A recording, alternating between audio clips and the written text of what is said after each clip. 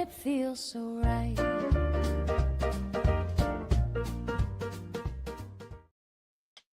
Good evening, everybody, to the Loftline podcast. Thanks for joining us.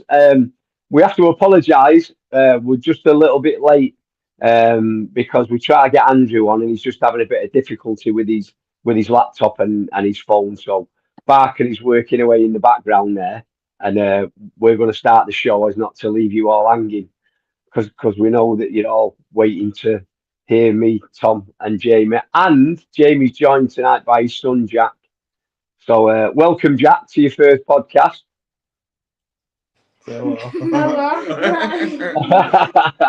Yeah, so lads, we'll just talk about what's going on at the minute. So what's happening round about your end, Tom? What's going on? Yeah, it's all good. We've had a few meetings. We had a Fed meeting today and finalised race programmes and a couple of bits of motions. No drastic. Yeah, they've just been discussing picking up times and the usual, but it seems quite a sensible Fed. It's you know what? I've been out today and cleaned all the garden out and cleaned all where the pigeons are and got some lights put in my young bird loft and stuff, and the excitement's coming back now, isn't it? You know what I mean? It's all coming back. So yeah. Alan Williams saying the evening, lads, and evening all. Grow your own. The lad Chris, he said, "Good evening, lads. Grow your own Northwest. Evening, lads. Thanks for joining, boys. Thank Darren Moore. Evening, lads. Evening, Darren. Thanks for joining, and everybody, and keep hitting them subscribe buttons and that like button, and we can keep it going.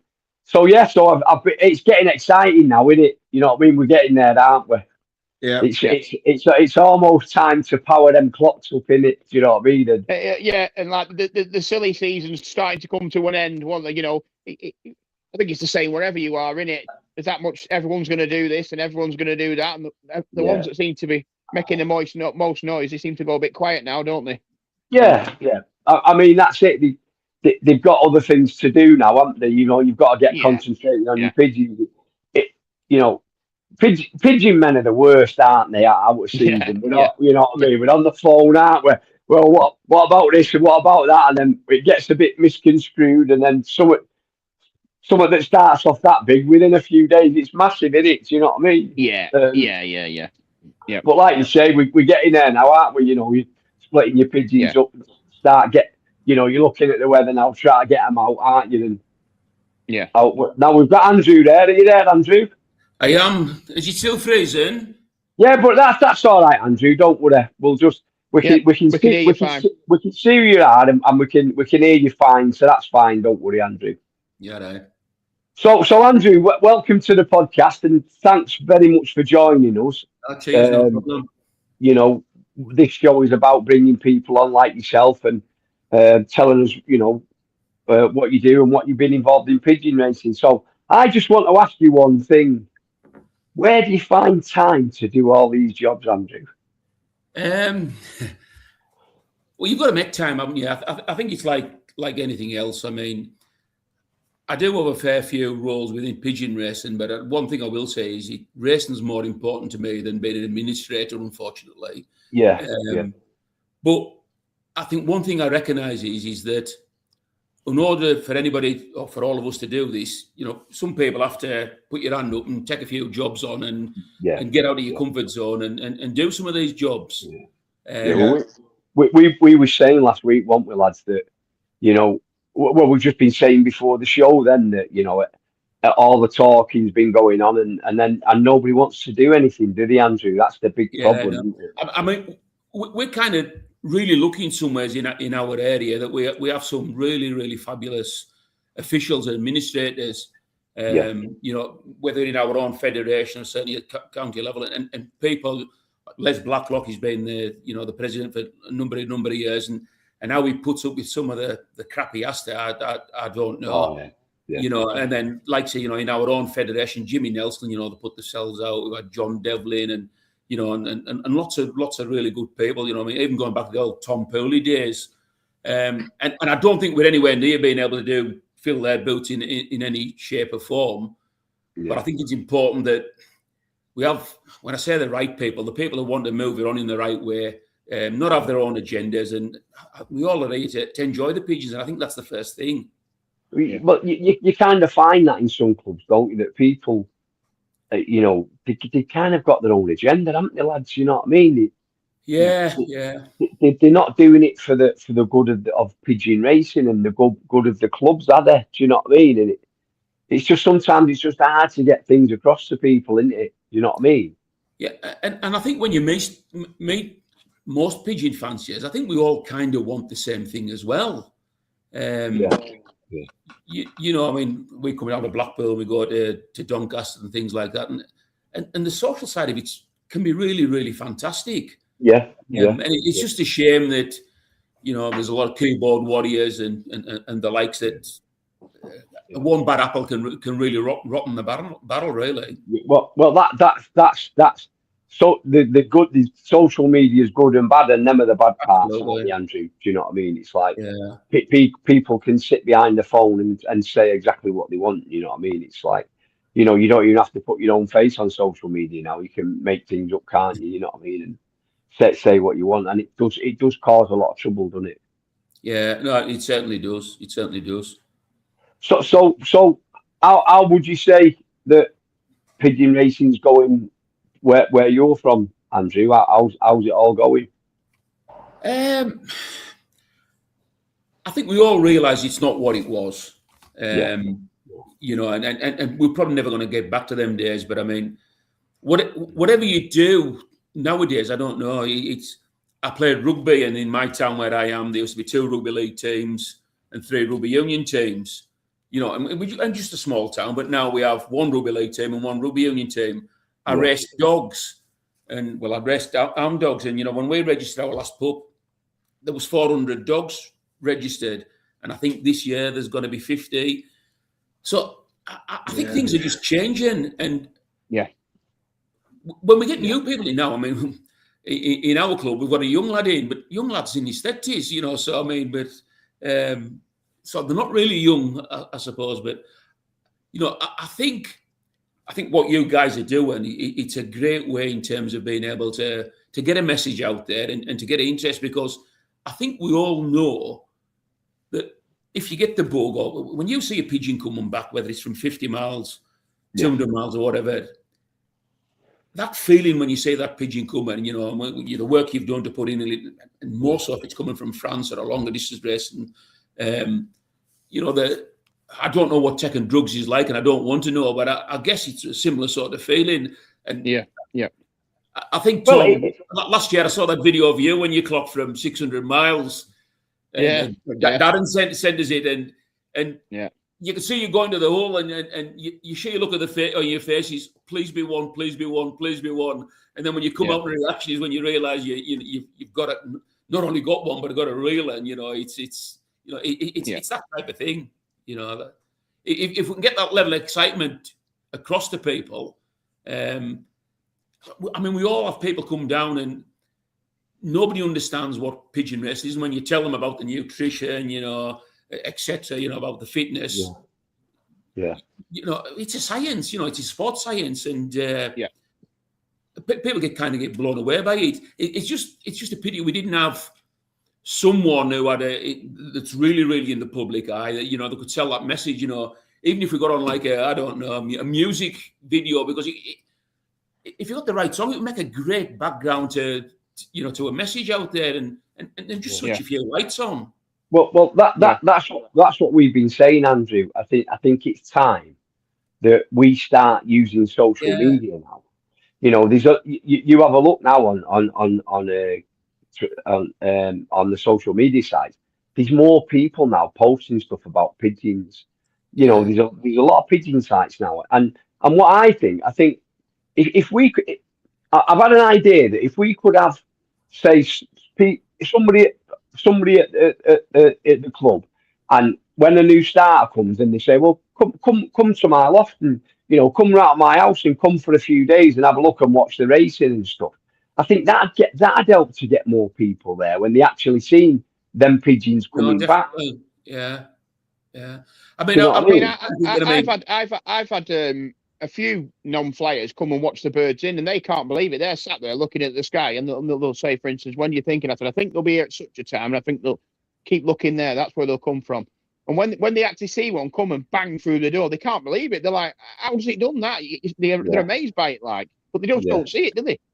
No. That's what I mean. We should, like, we've said, haven't we, lads, that we should try and get a member of the club that can do the social media stuff, and he could be posting stuff. Do you know what I mean? Like the pigeons coming back and all that, because we need to try and get on this bandwagon with social media, don't we? No, definitely. I mean, a good person to come on this show would be somebody like Duncan Ferguson. Yeah. You know, I mean, you'll know the Smith brothers from Liverpool. You know, the boxers. You know. Yeah. There we go. Yeah. You know. I don't. You know, Paul's not got pigeons anymore. I don't think. Oh no, I didn't know. Yeah. You know, when Paul Smith started, we was training at the gym. He was training with us, and I gave him his first loft. So it's you to blame. Yeah, it's my fault. Yeah, I give him a park or loft. It was a belter as well. And then he got his pigeons, and then he got going. But I think where Paul lives now, I don't think you're allowed pigeons. Now, that's another thing. What I was talking to Jamie's dad the other day, Bob Langrish, and he was saying that a lot of people nowadays, they're not allowed to fly pigeons from their houses and stuff, are they? No, a lot of new builds now, it's all in the deeds. They can't have them. Yeah, it's wrong. Yeah. And I don't know if any of you have you tried to get an allotment? It's ridiculous. Well, I fly on the allotments. Our pigeons are on the allotments. Yeah. All right. You know, but our old's been on there for 30, 40 years or something like that. Yeah. Well, when I first moved to Blackpool, before I got the pigeons on the yard, where my partner Sharon, where she has her horses, I phoned a couple of allotments and asked about plots, and there was like 5-year waiting list. One was 7 years. Yeah, it's always who you know, that Bobby. Yeah, well, of course, that's life, in it. Do you know what I mean? So, just 1 minute. Well, considering the sport hobby is in decline, there seems to be a lot of auctions selling birds for a fair few quid. Who do you think are the main buyers, and are they genuine flights or studs? And that's from Alan Williams, 1528. Thanks for joining, Alan, and thanks for your comment, mate. And I'd just like to say welcome to Chris Mello. He sent a message before, but I wasn't fast enough to read it. So yeah, I mean, like you say, people are saying it's in a decline, but the money's not in decline. It's being made out of it, is it? No. It's I don't know. People seem to spend a fortune on pigeons, but you don't seem to see. I'd love to see what them pigeons are breeding. You know, proven results of them. Yeah. I think that question there. Yeah. I think the answer's in that question. In my honest opinion, I think there's two types of pigeon fanciers. I think there's the ones that like to spend the money and have the pigeons as like a fashion statement. I've got a son of this or a grandson of this. Yeah. And you find a lot of the top racers, like Jamie's just said, you don't hear them talking about breeds and what they are, because most of the time they've probably had them for the last 20 years. Yeah. You know, that's what I think. It's right, in Andrew. They've built their own strains, haven't they? And they know exactly what what the pigeons. I think so. I mean, I've had pigeons all my life. I mean, I'm 60 now, and I've had them since I was 5-year-old, I suppose. But even the best pigeons I've got today, I'll still have pigeons that I raced really well 30, 40 years ago. You know, and I don't think you really. There's two types of birds in them. We all say it. There's good ones and bad ones. Yeah. And then strains and families, they're all nice if you want to sell, but you never go away. We all have good pigeons, but nobody has a pair of pigeons that'll breed a winner in every ring that you put on. You know, these golden couples and all the right. You know, and they don't. I don't know if they exist or not, but I certainly haven't had them. Yeah. I mean, if you're going to go out and pay a lot of money for pigeons, and the pigeons are no good, you're not going to tell anyone, are you? No. You know, so we're never going to hear about the bad ones, are we? Do you know what I mean? You know, people are never going to, you know what I mean? People are never going to tell you that, are they? But I mean, what would you say would help the sport, Andrew? What do you think could help the sport? Have you got any ideas on it? I mean, I think what you do, and in terms of social media, is certainly a way forward. And I mean, I don't do TikTok or anything like that, but that seems to be massive, and Instagram, and I don't do that either. But it's having the right people. I mean, the RPRA had a guy in a few years ago that had a little bit of success in that, and then that role disappeared. And I'm not necessarily being critical about that role disappearing, because I don't think it should just be the RPRA. We've got the Welsh Yeoman Union, the Scottish Yeoman Union, the North East, the North West. And it shouldn't be any one organisation that tries and pushes us forward. We should all be in this together. And if we have to make it a media circus or something like that, that's what we're going to have to do, if we want to keep going forward. Darren Lynch has just said, evening, lads. Evening, Darren. Thanks for joining, mate. Yeah, I mean, that's what we're trying to do on here. We're trying to get it out. And we've had a few people, haven't we, that have new starters that have got involved with it. I mean, there's a kid got in touch with me from he's on social media as the Quiet Loft, and I've been speaking to him a lot last week about his pigeons and stuff, and I'll try to help him a little bit. Do you know what I mean? And we've had the kid who was on from the Bird Lounge last week. He's ready to start with pigeons, and you've got a pal, haven't you, Tom? Yeah.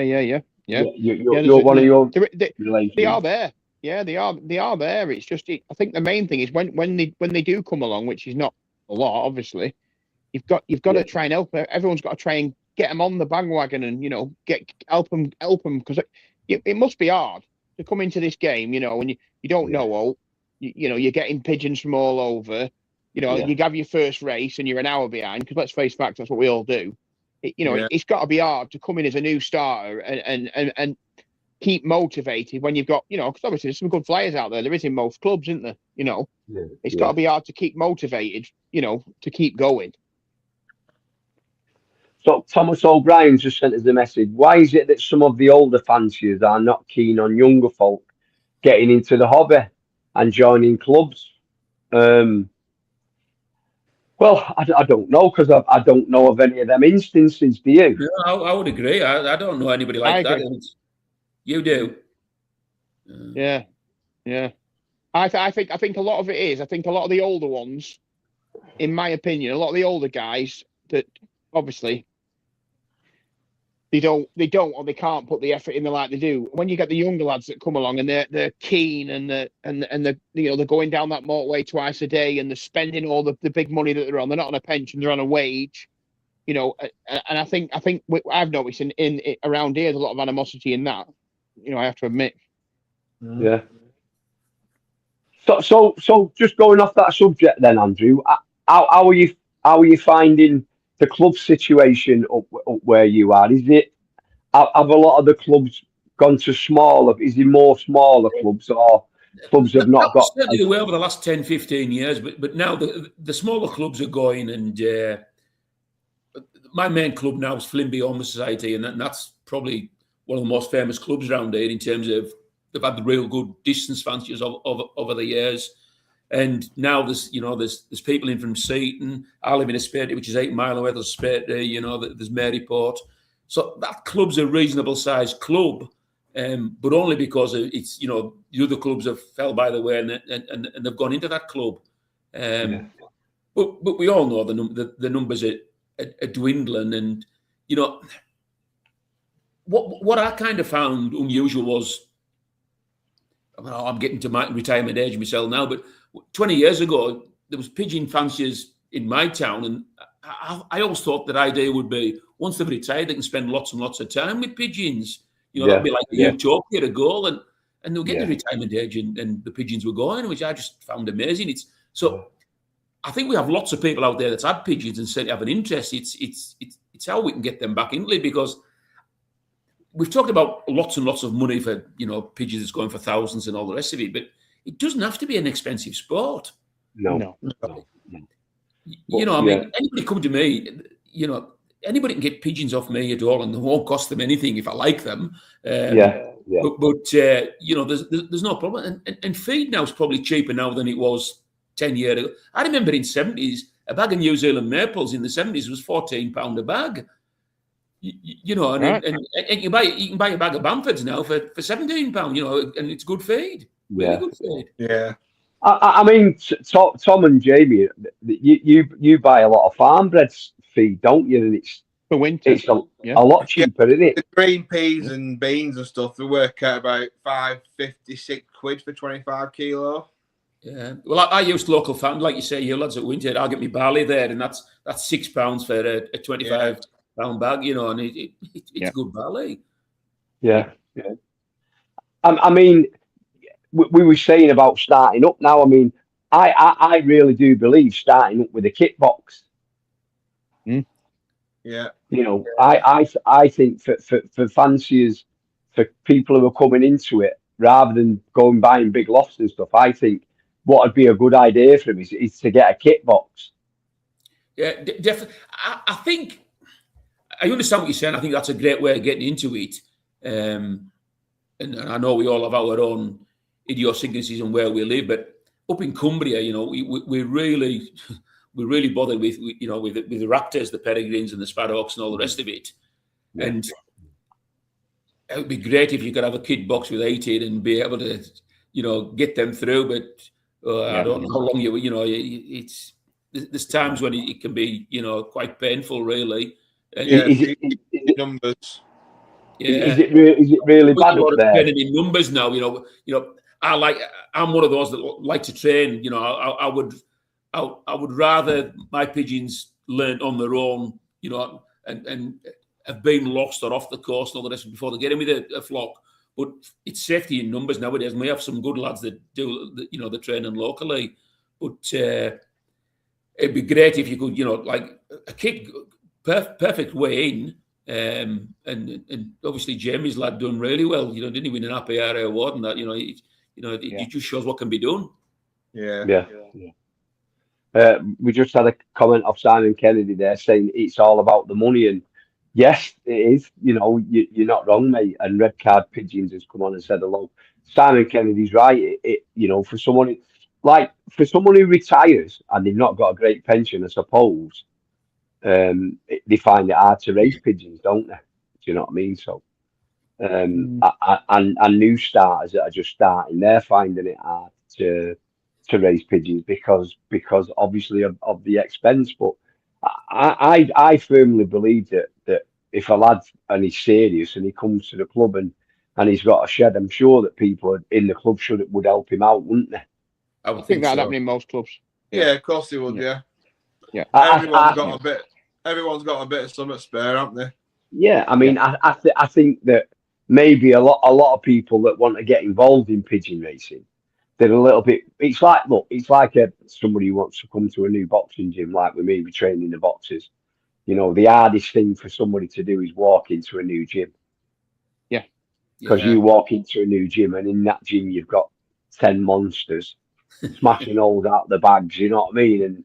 And then you're walking, and it's got to be the same with pigeons. You walk up to the lads on a Friday night when they're marking the birds, and they're busy marking the birds, aren't they?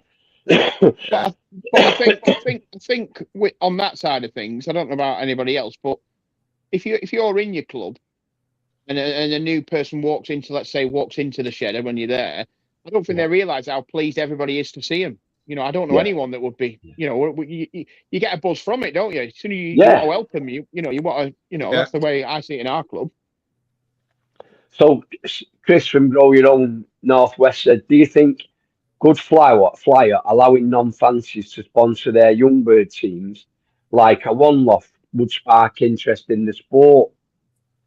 So what Chris is saying is, like, you know, you send in all your young birds and you allow people that are not involved in pigeon racing per se would like to, you know, sponsor one of your pigeons and watch the pigeons. I mean, yeah, that's a great idea, isn't it? You know what I mean? Yeah. Especially if you do it on social media. You know, if you let someone kind of adopt a pigeon and then you show them how it works and it's on social media, that's another good idea, isn't it, Andrew? Do you know what I mean? Yeah, What about that thing that you do, Bobby, where you get like you get loads of people in a week, don't you? What do you do? Yeah. So what I do on a Friday night, Andrew, I have a load of people from the gym and everywhere else, and they all pay a tenner, and they get a pigeon off the pigeons that have sent, and then we call it the charity race, because we obviously give a little bit to charity, and then they win a little bit. And I sometimes I have like 20, 30 people watching my pigeons coming back, because I live feed it, like, you know what I mean? Brilliant. Yeah. And every week, every week they're like, right, what's going on? When's the pigeon race and all that? And they're all getting involved. But that's what I'm saying. I'm already kind of using social media a little bit. And my partner Sharon, she works for a big company, and they do it. They do it with me pigeons as well, and they do it for charity. I think it was for Brian House or something last year, what they did it for. And they made a fortune. They made a fortune for charity. And this year, I've fell for this now. So this year, I've got to go in front of their company, all their people, before racing, and I've got to explain how racing works, how breeding works, and Brilliant. How it all works. And then they're going to obviously take part in the race. You know what I mean? So, that's what was. That's what. You're seeing more and more of these GPS stuff, in terms of you can watch the race live. Would that generate interest? I don't know. Yeah, well, that's what I do. I put my camera on my WhatsApp, on the WhatsApp group, just before they coming home or when they due. I turn my camera on and I stream the race live. You know what I mean? And then when the pigeon comes back, obviously, because I've got a benzine, I can show them that on the clock as well. Do you know what I mean? So it really does generate excitement. You know what I mean? Yeah. But if every club could do something like that, really harness the power of social media, I think that would go a long way to help. Do you know what I mean? Because look, it's almost like that now, isn't it? Because you can buy a venture pigeon in a one loft race, and you've never had pigeons. Yeah. And I think that'd help. That kind of thing's helping, and buying venture pigeons, and you're watching your pigeon, you're watching the daily training and all that, and that's getting you involved in it. You know what I mean? Yeah. Yeah. The Neil Crabtree just put a question on saying it's not easy to find someone to help you. There'll be plenty of people out there if he asks the questions in the right place to help. Well, there's three here to start with. There's four of us here with Andrew. But all you've got to do, Neil, if you we'll put the our email address up. You send us an email, and we'll help you as much as we can, and we'll find you where your nearest club is and stuff like that. And we can always phone someone at the club and tell them that you're going along there, can't we? You know what I mean? Yeah. And in all fairness, a great one for Neil will be the Pigeon Pathways we had on the other week. Yeah. That's what they do. We can put them in contact with them. Yeah, if you start it, Andrew, but we had one of the first guests we had, it was called Pigeon Pathways, and they started a company up, haven't they? Yeah. Like a charity. Yeah, it's a charity. They're not making, it's a social thing, yeah, and they're taking a loft into schools and stuff, aren't they, this year? And they have a club finder and everything. They could advise him the best on where to go and what to do. Definitely. Yeah. I don't think there's too many people. If somebody wanted to come to my loft, and I think we're all kind of the same. You embrace them. You want them to have that interest, even coming around, on a Saturday and watching them. It's we used to have loads of people coming around. Especially channel races. Coming around and and it's you have to chase some of them because they're unlucky, but not all of them are. So Andrew, that's where you've had most of your success channel racing? Yeah, I mean, all us pigeon fans just think we're in a bad location, but if you look at where we are in the spare here, because of the hawk situation now, if we went back 40s, 70s, and 80s, the pigeons would come through the fells, and where I live was a great place to live because it was a straight line through the fells. But now they won't come through the fells. There's that many peregrines and all the rest of it. You won't even train that way. We train by the coast. Right. So subsequently, we've essentially find a dog leg, and for where we live, it's a bad dog leg. But once you get over 250 miles, it kind of evens itself out, so that they're not coming in 20s and 30s when they're coming from France. Well, certainly not into Cumbria, they're not anyways. So No. Well, we were talking a couple of shows about that. Do you think that it would be better if all the clubs joined together, really? I think so. I mean, certainly Derwent Valley and West Cumberland Federation, they transport together now, and I think that's been essential if we wanted to keep pigeon racing going in Cumbria. And it's just a pity East Cumberland Fed and Furness Fed, although to be fair, at combine races they do come with us now, but I think we need to be looking sooner rather than later to all be going together and trying to agree a programme and getting pigeon men to agree on something's not the easiest either. But no. But do you think eventually they'll get pushed into it and they'll have to do it to make it work? I think you're probably right, Jamie. It's we've got to see a single way forward where we're all kind of working together. It's just, I mean, it's a bit like the channel race, and we in Cumbria, because there isn't lots and lots of birds going anymore now. We've got to go with who we can go with. And last year we went with Midlands National. Year before we went with Scottish National, and I was kind of open for the Cumbria point of view that unified northwest counties. That sounded really, really interesting, but I don't know what's happened there. You haven't really heard much about it. It seems to have gone a bit quiet on that side of things, doesn't it? Yeah. Mm-hmm. Yeah, Lee Davis has just come on and said he can't raise pigeons anymore because he has to look after his sick mother. But he's lucky enough to be able to go around to his friend Paul Hitch's help and watch his pigeons. That's what it's about, yeah. Of course, that's what Andrew was just saying, that I don't think we'd ever turn anybody away. That anybody would, who wants to come and get involved with. Do you know what I mean? No, I don't think we can anymore, can we? No, we can't. If anyone wants to come round and help me, they can crack on. No, definitely. Yeah. Plenty of cameras, So you're thinking that it would be better if we all went on the same transport, Andrew? Yeah. But personally, I do. And I think that's certainly financially, I think we're going to have to end up doing that.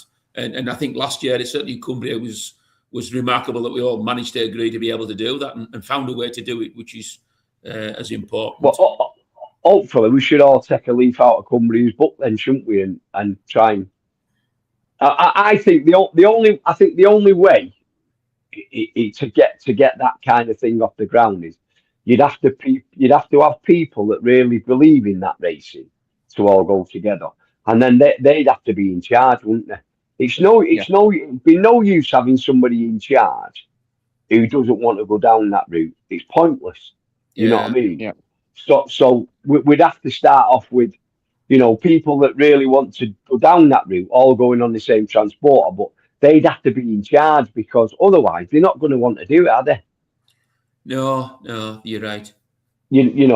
How did you find that, Andrew? Obviously, you said first time they got together last year.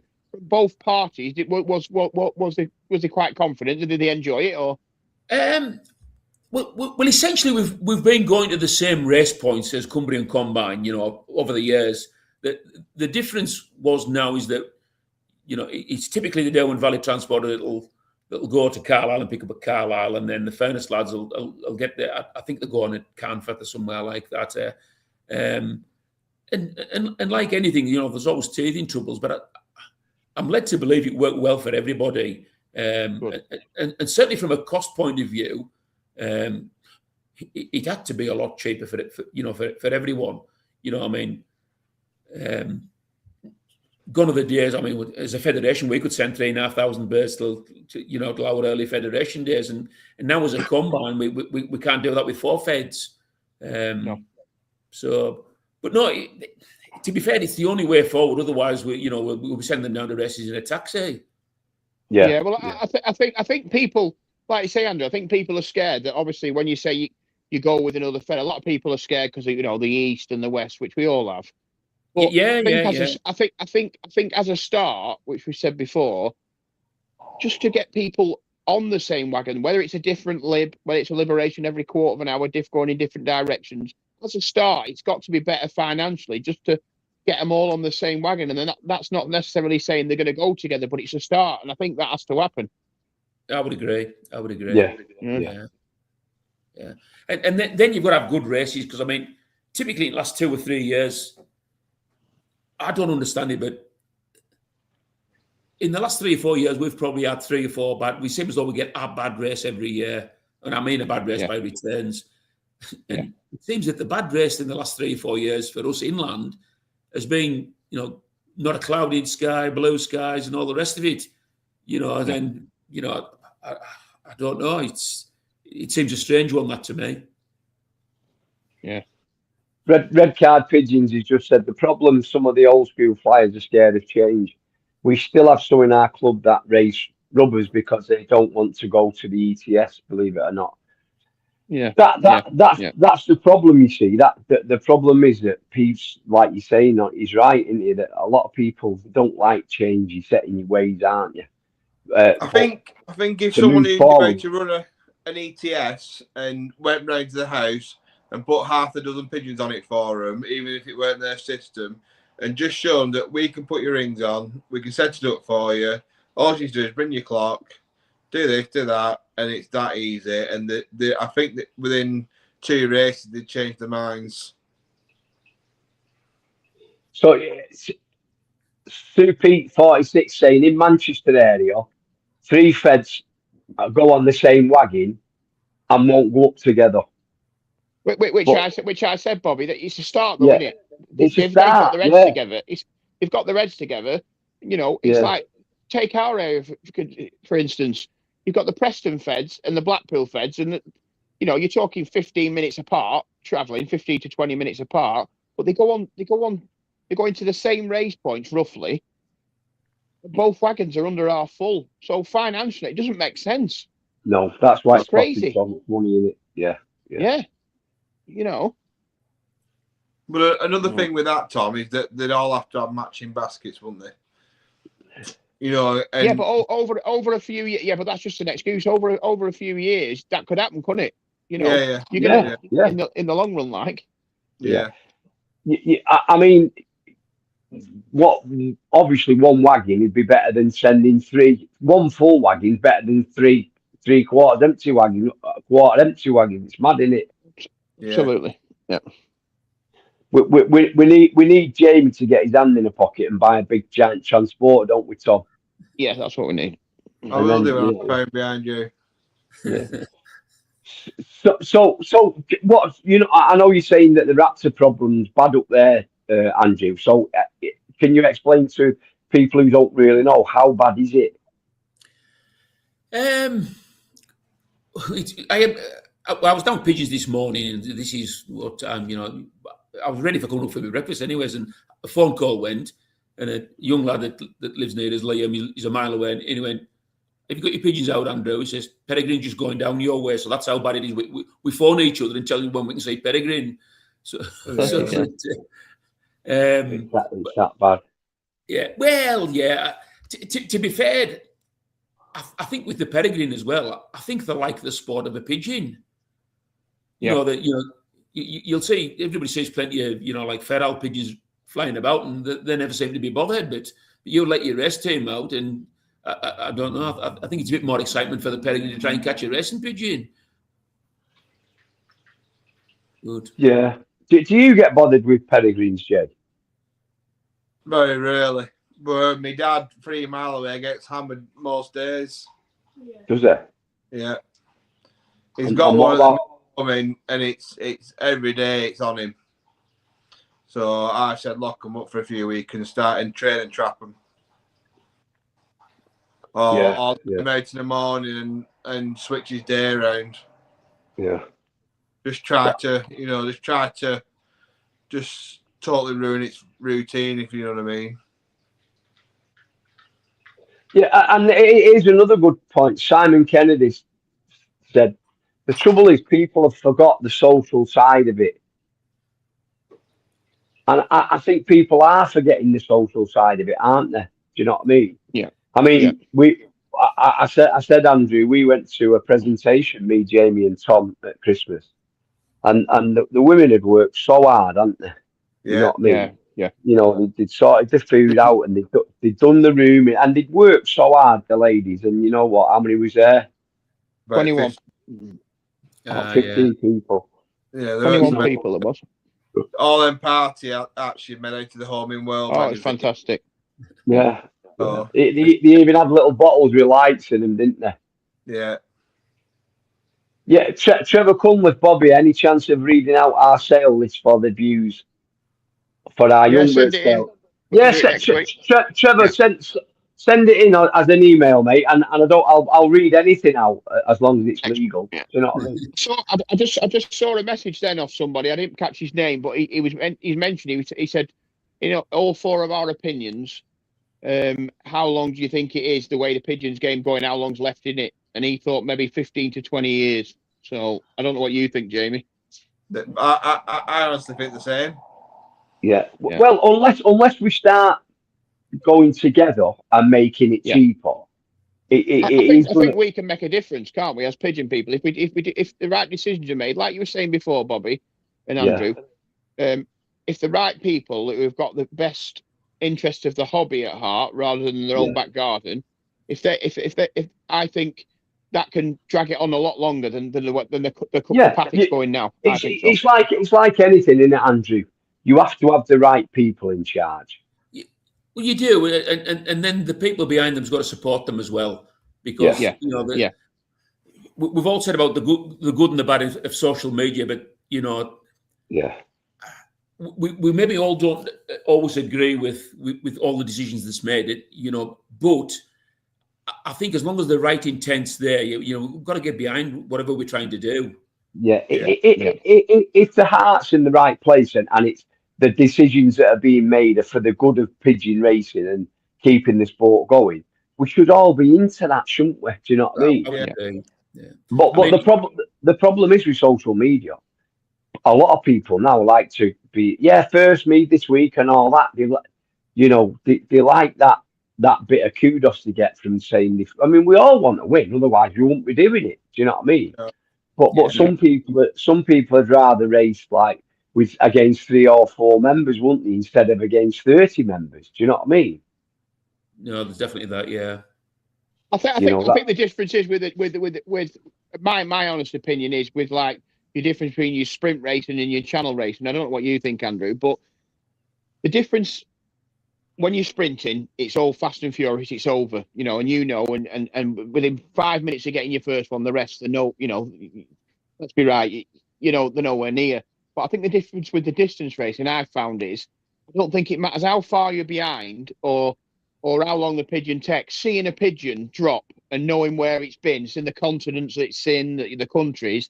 That for me, that's the biggest buzz of the lot. I would agree, because don't get me wrong, the thing for me is clocking a 500-mile bird on the night. Yeah.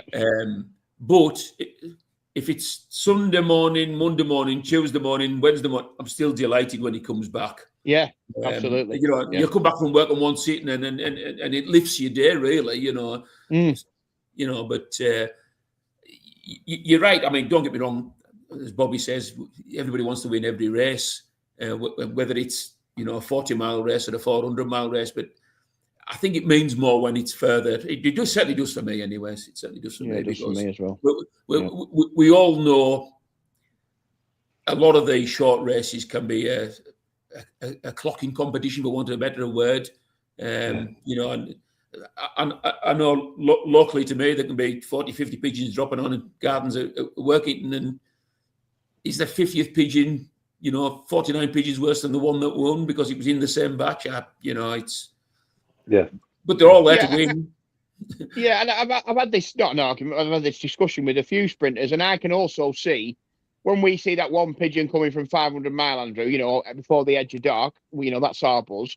But I can also see their buzz that, I spoke to a few and they said that the best thing they like is the racing sprint and they look up and they've got 7 or 8 together and they're flat out, you know, and they clock them in seconds. So I suppose that's their buzz, and I can understand that. I can see that. Like, yeah. Oh no, definitely. I mean, don't get me wrong. I like a short race as well as a long race, but I do like the longer races. Yeah. I mean, you run over. Somebody put on I think a question before about all people just using rubbers and that. And one of the lads I used to fly with when we got ATS, whatever that was 20 odd years ago, he was kind of worried that it wouldn't be as exciting on ATS. And it is still exciting on ATS because you've got to get them on the pad anyway. You know. Yeah. But I must admit, I think clocking wise, I think that's the least of the problems. I've got no problem if someone wants to use a T3 or any. It doesn't bother me. I think before we get to everyone decides what clocks we use, I think we've got bigger problems to worry about than clocks. Yeah. What was you going to say then, Jay? I used to enjoy the T3. Yeah. Because you couldn't get to the toilet. No. You know what I mean? And you're like, well, I can't go now. I'm going to have to wait. Yeah. You know? And you're like, come on, hurry up. I need to go, like, you know. But no, you can hit the toilet. You miss it. It doesn't matter.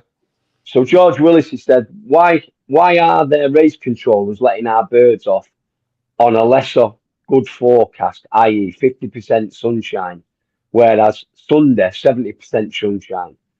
So we need the best days to keep the sport going. So that there again, that's up to the race controller himself, innit? You know, he's the race controller has been voted in to do a job, and I see a race controller very similar to a boxing referee, because he has to make a decision like a boxing referee makes a decision. And sometimes it's not always the right decision. We get it. But it's like we're saying, it's people to do the jobs, isn't it? Do you know what I mean? Yeah. And another thing is, it's all right holding them over on a Saturday because it says it's better weather, but they're never 100% correct, and it might not be. It might be worse. Yeah. So if they can go on the Saturday and it's clear enough, they've got to go, haven't they? Yeah. What a lot of feds are doing, and Jamie's feds just decided on the same thing today. The question the man's just put about going the next day, they're now taking that out, and I'm not against it really. They're now taking it out of the race controller's hands, and they're having a committee, committee formed to decide where they go, and then it's not down to the race controller. In my opinion, a race controller could only be in charge of the birds when they're on that wagon. Then his job starts, and his job is to get the best day, the best race on that day that them pigeons are sent. And like I say, Jamie's Feds just decided today they've got a 3-man committee from 3 different clubs, and they will make that decision whether them birds, you know, let's say big decisions like we're not. That's going, a good idea, isn't it? Yeah, and it takes it out of the race controller's hands, and all he can do on that day is his best on that day. And I'm not really against that, to be honest. No, that's a good idea, I think, because taking the pressure off him, innit? Yeah. I don't think that's unreasonable. No, I think that's a great idea, because obviously it's a dodgy day on the day, and he's got to make that decision, and he can't, you can't keep everybody happy, can you? Do you know what I mean? No. You know, the last person that tried to please everyone, they put him on a cross, didn't they? Do you know what I mean? Yeah, exactly. So you can't please everyone. So they're taking the pressure off the race controller there by this 3-man committee, which is better. Yeah. I think it's a good idea, Andrew. That, to be fair. Yeah, I mean, in terms of racing, we seem to spend a lot more time trying to get the best weather. There's nothing wrong with that for racing, but once you send over France, you've got a small window there, and they let them off coming into rain and all the rest of it, and and we get pigeons through. So for me, I think there's sometimes on a Saturday we maybe do mollycoddle our pigeons too much. I'm not advocating letting them off in awful weather or anything like that at all, but I'm not necessarily a blue sky person, and what I mean by that is it's got to be perfect blue sky. I mean, I'll train my pigeons in when I don't like east winds, but if there's a little bit of rain, it doesn't bother me. But because I kind of think if I'm training 20, 30 miles and they can't have a little bit of rain, how they want to handle it from 500 miles. You know, Yeah, so cool. Yeah. I found with the race controlling side of things, and I think that comes into what we was discussing before. With there being so many little feds and little organisations that could have come together, and gone together. When you do get a day, and you can always often 9 times out of 10 you can find that gap in a day if you do your job properly, and you study the weather and you can do it. But I think the biggest problem is with that is there's that many little organisations. When that hour gap comes, everyone's going in that hour. Yeah. So I think that's a big problem. I think when you've got a full day, and I used to wait a lot. I used to go, they bring me up, what time are you going? I'm like, well, don't worry about it. Well, I've heard such a body's going at 9. I'm like, well, let them go. You know what I mean? On perfect days, just let them go. We never used to let them go till dinner. And we had a lot of people were home for dinner, but we didn't go till dinner. We had fantastic racing. But I think the problem is on them days is that gap. If there's a little gap and everyone goes, there is a gap tomorrow, we'll get them up. But what you got to remember is every bugger's thinking the same. And I think that's been a big problem. Yeah. But that's what we're getting back to, that it'd be better if the 3 or 4 feds was on one wagon, wouldn't it? Yeah. Simon Kennedy saying you have to put the welfare of the birds first, and if you think a 3 a.m. live for your birds at 170 miles is correct, well then I think you're wrong. Well, that's what we're saying. That's what it's all a discussion, Simon. Everybody on this show we're happy to hear all the points of view. You know what I mean? But like you're saying, like Tom just said then, and Tom's been a race controller for many years and a good race controller. But so we all think, well, you've got an hour. We've got an hour tomorrow when it's going to be all right. But all the other small federations, instead of being one, they're all doing the same, aren't they? And they're all going in different directions. That's the problem. Yeah. So hang on a minute, Darren Lynch. I agree with Tom. Everyone is aiming for that window, and it's hard work. Well, yeah. I suppose you're right. I mean, when you're saying about the weather and pigeons. I mean, years ago when they used to go on the train, it never mattered, did it? They had to go, didn't they? Yeah. Well, yeah, they get to end at junction. The train's not going to wait 2 days, is it? No. There used to be a label on the basket, let off in any weather. Really? Yeah. What's that? Let off in any weather. I mean, you see them lunatics, them Chinese and all that lot, don't you? Them going fog and snow and off boats and everything. They still get them, don't they? I mean, yeah. They'll just find somewhere messed up, won't they? Is there a thing to say that? Do you think that can be a problem? People are paying so much for pigeons, they mollycoddle them a bit more. 100%, yeah, definitely. So at the end of the day, a lot of the problems is it's down to money, isn't it? You know what I mean? Because people now are now going out and buying. I mean, since Tom said to me, have a look at about buying pigeons and stuff. It's like, it's a double grandson of such and such, and it's got this in its lines and all that, and that's causing people to pay money, isn't it? Whereas, you can go to a fancier who's having a sale and he's selling some real good races, and they're not going for the money, are they? Because they've not. And listen, lads, this is all being brainwashed by social media. That's all it is. This social media is a great tool, but listen, it'll brainwash you. You know what I mean? I mean, I've said it in the past, but I've had lads come to me who want to turn professional, and they've come in the gym and they've said, I'm going to turn professional. I've had a look at them and I've gone, what are you talking about, son? There's no way you can get in a professional ring yet. And they've got 15, 20,000 followers on social media telling them how great they are. Do you know what I mean? And they look at you. Like when you tell them and you go, son, I'll tell you where it's got to in boxing now. Before you get a professional license now, if you're not an international or out like that, if you're just a kid who wants a professional license, they have to come to the gym and watch you in a sparring session now. Right. To make sure you can bleeding hold your hands up. You know what I mean? Yeah. The best You know, thing they can do is watch Jake Paul, because he's got the biggest influence. You know, biggest influence in the job. The first time he came against, look at his jaw. Look at his jaw. I mean, listen, we're going off the subject a bit, but listen, Jake Paul has made this YouTube boxing what it is. You know what I mean? And you've got normal kids now who think they watch Jake Paul and they think, well, he's done it, and they've not had any fights and they want to be professionals. You know what I mean? And So this is the problem with the pigeon game. A lot of people they see these pigeons winning, and they see, you know, the fantastic performances they're putting up. But what they don't realise is probably 80% of that is the man behind them. Yeah, of course. But they buy them, and then they think they're going to do the same, but they don't.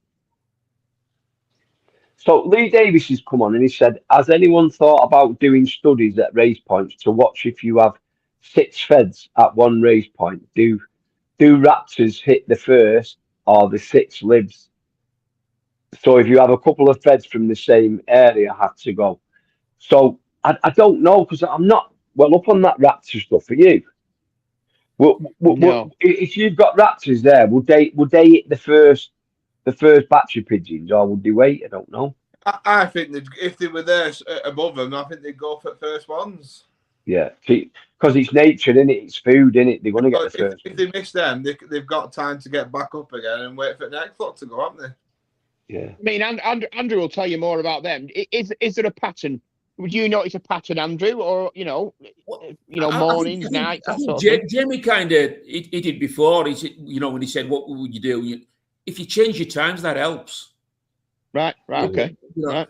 Another thing, we all know with pigeon racing, you have it's better if you're regular and all the rest of it. But change your times, it can help, and you maybe only have to do it 2 or 3 days, and you'll go back and you may be lucky again. But no, and then there's times of the year that's worse. I mean, at the moment we're seeing a bit of peregrine because they'll start pairing up now, and then from where we live they'll kind of move a few miles away to where they're going to nest. But then in March and early April we get really bothered with the sparrowhawk. And if you'd said it was 40 years ago about sparrowhawk bothering a pigeon, I would have laughed at you. But now they're dropping the garden and they'll take them. Yeah. One of my dad's friends had a falconer come round to his house to see if he could help with the situation because they were getting that attacked that much with peregrines and stuff. So he said, so he come round anyway, let first set of pigeons out and no issues, blah blah blah. And then when he whistled all his pigeons in, he got them in, whistle. Got them in, net the next lot out. And straight away the falconer said, you know what you've just done there, don't you? He said, you've rung the dinner bell. Yeah. He said, they'll get to know when that whistle goes, you're letting a team of pigeons out. And he said, I've never thought of it like that. And from now on he tries to work everything off silence. So I can walk up the garden with my yellow bucket that the birds don't see. The only time they see it is when I'm getting them in, and I can guarantee once they're schooled enough, as soon as they see that bucket, I'm walking up that lawn, then birds they're in. They know what's coming. Different. Yeah. I mean, we'll use an eagle owl, like a pot eagle owl, but I put it out when the birds are out, and then I take it in when they're in, because if it's there all the time, they get used to it. So I put it in, and it'll go in different places. And also, if a peregrine comes, them laser pens that you can get. Yeah. They actually can move it'll move them on. Does that work? Right. Yeah. Well, I don't want to say it works, but I've said if you shine it on it, and the same as all the move. So I don't know. It's a bit like the eagle owls. You leave them out all the time, they'll end up sitting on them. But if you put them out with something new, it kind of spooks them a little bit, I think. Yeah. But man, like 30 years ago, I tried the bally bells, and I stopped using them when the peregrine took the pigeon that had the bally bell on. So, oh God, right? Yeah. So right, lads. Andrew, thank you very, very much for being on the show with us tonight, mate. It was good. It's been great having you. And it's been really informative. Well, I'll see you lads. You're coming up on March the 6th, aren't you? We'll do the yeah. We're coming to do the moot, aren't we? So it'll be nice to see you moving. But so listen, thanks everybody that got involved and everybody joined.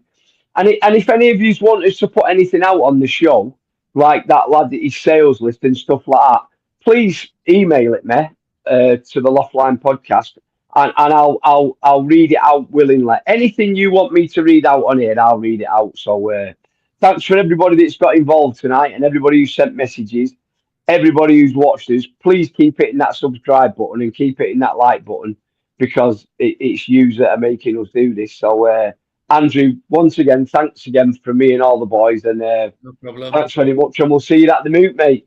All right, pal. Yeah. Cheers, Andrew. Cheers, mate. Thanks very Thank much. you. Thank you.